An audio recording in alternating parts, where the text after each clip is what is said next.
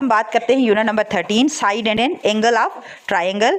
इसमें हम देखेंगे साइड ऑफ ट्राइंगल और एंगल ऑफ ट्राइंगल। ये हमारे पास दो आउटलाइन है, कुछ जो थ्योरम है वो साइड्स ऑफ ट्राइंगल को डील करेंगे और कुछ एंगल ऑफ ट्राइंगल को। तो अब से पहले हमारे पास जो पहला जो हमारे पास थ्योरम है वो 13.11 का वो है कि if two side of triangle are unequal in length, अगर दो साइड ट्राइंगल की अनइक्वल होंगी तो क्या होगा, द लॉन्गर द साइड, जो लॉन्गर वाली साइड होगी has an angle of greater major opposite to it, तो एंगल जो होगा उसका ज़्यादा होगा एज कम्पेयर टू जो अपोजिट होगी उसकी।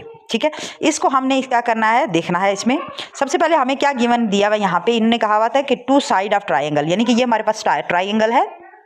ठीक है, ये आप देख रहे हो, ये ए बी सी जो है ट्राइंगल है, और इसमें इन्होंने कहा कि दो साइड जो है ट्राइंगल की अनइक्वल है, यानी कि एक ये साइड हम रख लेते हैं वन साइड और ये हमारे पास दूसरी साइड। ठीक है, अब एक साइड जो है और दूसरी साइड की अनइक्वल है। ठीक हो गया। अब हमारे पास इन्होंने लिखा हुआ है कि ए बी सी, यानी ए बी सी जो है वो इक्वल जो है, ए बी सी जो ट्राइंगल है उसमें जो ए बी है, ए बी जो है वो स्मॉलर है, ए और बी स्मॉलर है किसके, ए और सी के। ए बी स्मॉलर है ए सी के, यानी ये लार्जर है और ये स्मॉलर है, समझ रहे हो।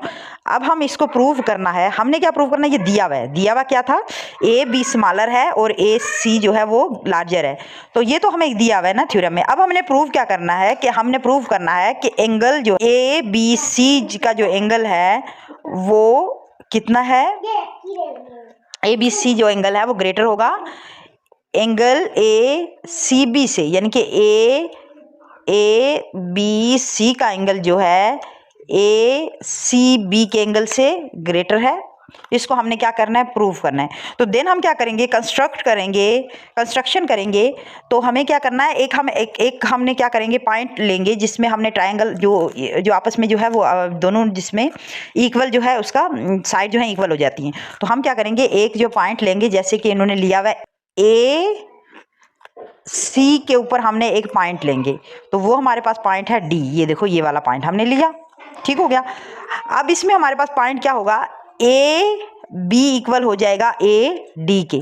ठीक है, ये देखो A D is equal to A B, देखो क्योंकि हमने पॉइंट उस जगह पे लिया कि ताकि ये वाली साइड और ये वाली साइड जो है इक्वल हो। ए डी बी जो एंगल है, ए डी बी एंगल जो है इज एन आइसोसेलेस ट्राइंगल है, यानी कि आइसोसेलेस ट्राइंगल वो होती है जिनमें दो साइड इक्वल होती हैं। ठीक है, आइसोसेलेस ट्राइंगल में दो साइड इक्वल होती हैं।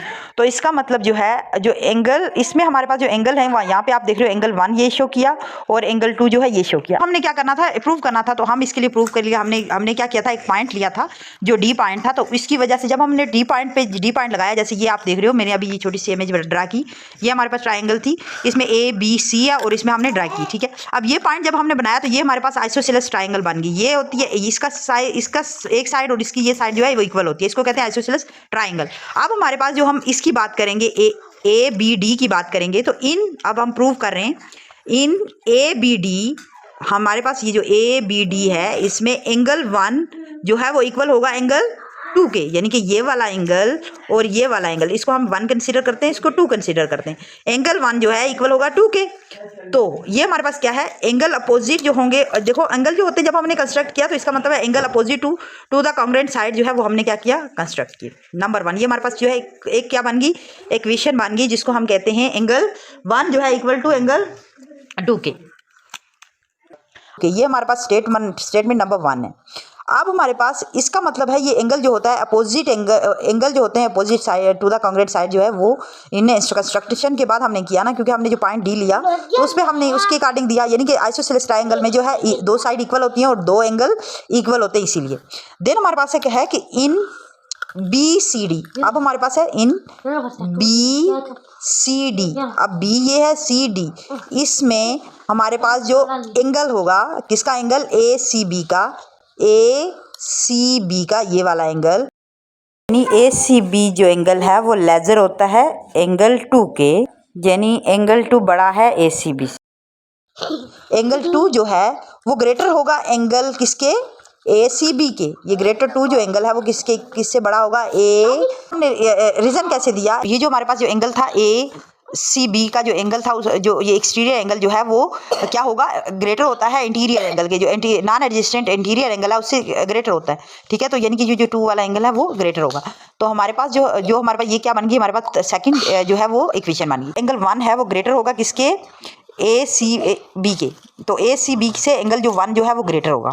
ठीक होगा, इससे हमें क्या किया, ये 1 और 2 को मिला के जो हमारे थर्ड जो इक्वेशन बनी वो हमारे पास जो है वो क्या होगी, एंगल 1 जो है वो ग्रेटर है than angle A C B से, ए सी बी से ग्रेटर है। एंगल 1 ये वाला एंगल जो है ए सी बी के जो एंगल है उससे ग्रेटर होगा। ये हमारी थर्ड इक्वेशन बनी। लेकिन जो हमारे पास जब हम देखते हैं कि जो हमारे पास ए बी सी है, जो हमारे पास ए बी सी ट्राइंगल है, ए बी सी उसका जो एंगल है वो किसके इक्वल है, वो इक्वल होता है एंगल 1 के और प्लस डी बी सी का जो एंगल है उसके इक्वल होता है।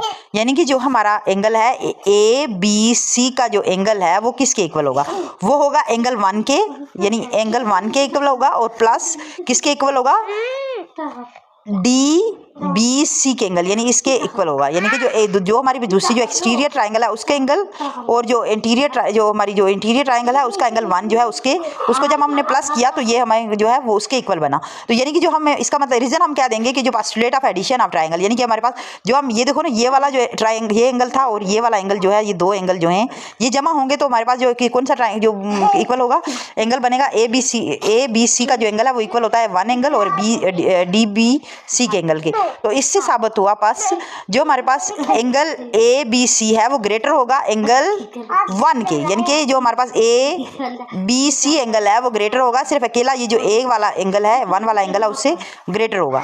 देना हमारे पास देखो ये जो है, जब हमने क्या किया, हमने देखा कि जो हमारा थर्ड और फोर्थ जो हमारे पास ये इक्वेशन बनी थी 1 थर्ड और फोर्थ, इससे हमने देखा कि जो हमारे पास एंगल जो है, एंगल जो पूरी ट्राइंगल है उसका एंगल कौन C triangle A B C जो है वो ग्रेटर होगी एंगल 1 से। ठीक है, उसका एंगल ए बी सी की जो एंगल होगा वो ग्रेटर किससे होगा, एंगल 1 से होगा और लेजर किससे होगा, ए सी बी के, ये इस वाले ट्राइंगल से कम होगा। तो इसका मतलब जो है यहाँ पे हमें प्रूव हुआ कि जो हमारे पास ए बी सी जो है वो ग्रेटर है देन ए सी बी से। ठीक है, ए बी सी ग्रेटर है देन ए सी बी से।